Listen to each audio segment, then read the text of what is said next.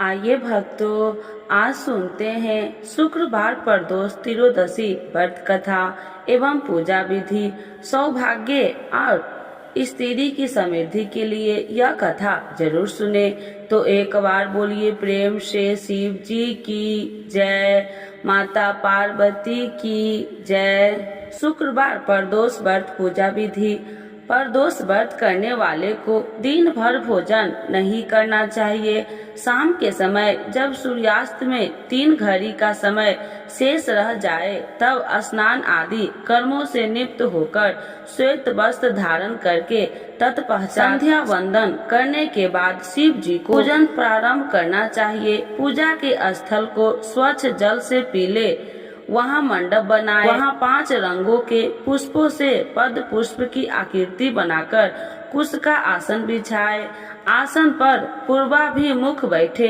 इसके बाद भगवान महेश्वर का ध्यान करें। ध्यान करते समय ये बोले, करोड़ों चंद्रमा के समान कांतिवान त्रिनेत्रधारी, मस्तक पर चंद्रमा का आभूषण धारण करने वाले, पिंगल वर्ण के जटा जुटधारी, नीले कंठ तथा अनेक रुद्राक्ष मालाओं से सुशोभित और हस्त त्रिशूलधारी, नागों के कुंडल पहने, व्याघ्र चरण धारण किए हुए रत्न जड़ित सिंहासन पर विराजमान शिव जी का ध्यान करना चाहिए। ध्यान करके शुक्रवार प्रदोष व्रत की कथा एक बार बोलिए प्रेम से शिव जी की जय, माता पार्वती की जय। एक समय सर्व प्राणियों के हितार्थ परम पावन भागीरथ के तट पर महर्षि समाज द्वारा विशाल गोष्ठी का आयोजन किया गया।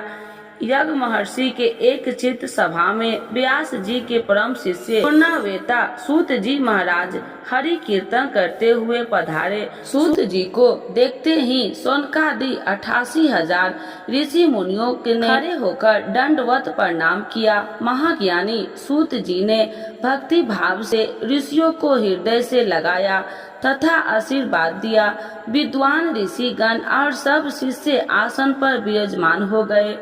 मुनि गण विनती भाव से पूछने लगे कि हे परम दयालु, काली काल में शंकर की भक्ति किस आराधना द्वारा उपलब्ध होगी, हम लोग को बताने की कृपा कीजिए, क्योंकि कलयुग में सर्व प्राणी पाप कर्म में रत रहकर वेद शास्त्रों से विमुख दीन जन अनेकों संकटों से ग्रस्त रहेंगे। हे मुनि श्रेष्ठ, कली काल में सत्कर्म की ओर किसी की रुचि न होगी। जब पुण्य क्षीण हो जाएंगे तो मनुष्य की बुद्धि असत कर्मों की ओर खुद व खुद प्रेरित होगी, जिससे दुर्वाचारी पुरुष व सहित समाप्त हो जाएंगे। इस आखिर भूमंडल पर जो मनुष्य ज्ञानी होकर ज्ञान की शिक्षा नहीं देता, उस पर परमपिता परमेश्वर कभी प्रसन्न नहीं होते।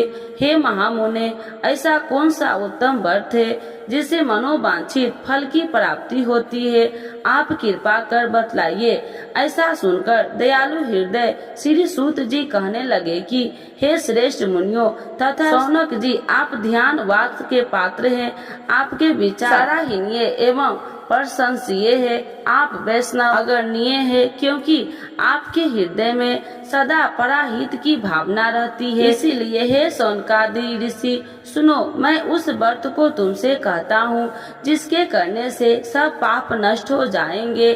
धन वृद्धि कारक, दुख विनाशक, सुख प्राप्त करने वाला, संतान देने वाला, मनोवांछित फल प्राप्ति करने वाला यह व्रत तुमको सुनाता हूँ, जो किसी समय भगवान शंकर ने सती को सुनाया था और उनसे प्राप्त यह परम श्रेष्ठ उपदेश मेरे पूज्य गुरु जी ने मुझे सुनाया था, जिसे आपको समय पाकर शुभ बेला में सुनाता हूँ। बोलो उमापति शंकर भगवान की जय। सूत जी कहने लगे कि आयु वृद्धि लाभ हेतु त्रयोदशी का व्रत करे। इसकी विधि इस प्रकार है। प्रातः काल स्नान कर निराहार रहकर शिव ध्यान में मग्न हो, शिव मंदिर में जाकर शंकर की पूजा करे। पूजा के पश्चात अद्रपुंड त्रिपुंड का तिलक धारण करे, बेल पत्र चढ़ाए, धूप दीप अक्षत से पूजा करे, ऋतु फल चढ़ावे, ओम नमः शिवाय मंत्र का रुद्राक्ष की माला से जप करे, ब्राह्मण को भोजन कराकर सामर्थ्य अनुसार दक्षिणा दे तत्पश्चात मौन व्रत धारण करके व्रती को सत्य भाषण करना आवश्यक है। हवन आहुति भी देनी चाहिए। मंत्र ओ ही कल्ली नमः शिवाय स्वाहा से आहुति देना चाहिए।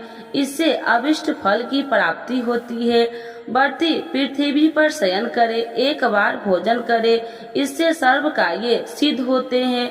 श्रावण मास में तो इसका विशेष महत्व है। यह सर्व सुख धन आरोग्य देने वाला है। यह व्रत इस सब मनोरथ को पूर्ण करने वाला है। हे ऋषि बरो, यह प्रदोष व्रत जो मैंने आपको बताया, किसी समय शंकर जी ने सती जी को और वेद व्यास मुनि ने मुझको सुनाया था। सौनकादि ऋषि बोले, हे पूज्यवर महामते, आपने यह व्रत परम गोपनीय मंगल पद कष्ट निवारण बताया है। कृपया यह बताने की कष्ट करे कि यह व्रत किसने किया और उसे क्या फल प्राप्त हुआ। सौनकादि ऋषि बोले, हे दयालु, कृपा करके आप सब शुक्रवार त्रयोदशी प्रदोष का व्रत सुनिए। सूत जी बोले, अब मैं शुक्रवार त्रयोदशी व्रत की कथा विधि विधान कहता हूँ, सुनो। प्राचीन काल की बात है। एक नगर में 3 मित्र रहते थे। तीनों में घनिष्ठा मित्र थी। उनमें एक राजकुमार पुत्र, दूसरा ब्राह्मण पुत्र, तीसरा सेठ पुत्र था। राजकुमार व ब्राह्मण पुत्र का विवाह हो चुका था। सेठ पुत्र का विवाह के बाद गौना नहीं हुआ था। एक दिन तीनों आपस में स्त्री की चर्चा कर रहे थे। ब्राह्मण पुत्र ने नारियों की प्रशंसा करते हुए कहा, नारीहीन घर भूतों का डेरा होता है। सेठ पुत्र ने यह वचन सुनकर अपनी पत्नी लाने का तुरंत निश्चय किया। सेठ पुत्र ने अपने घर गया और अपने माता पिता से अपना निश्चय बताया। उन्होंने बेटे से कहा कि शुक्र देवता डूबे हुए हैं।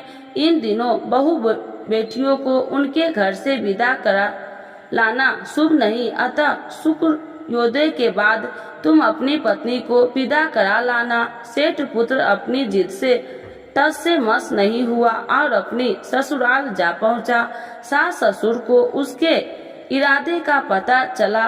उन्होंने इसके समझाने की कोशिश की, किंतु वह नहीं माना। अतः उन्हें बस हो अपनी कन्या को विदा करना पड़ा। ससुराल से विदा होकर पति पत्नी नगर से बाहर निकले ही थे कि उनकी बैलगाड़ी का पहिया टूट गया और एक बैल की टांग टूट गई।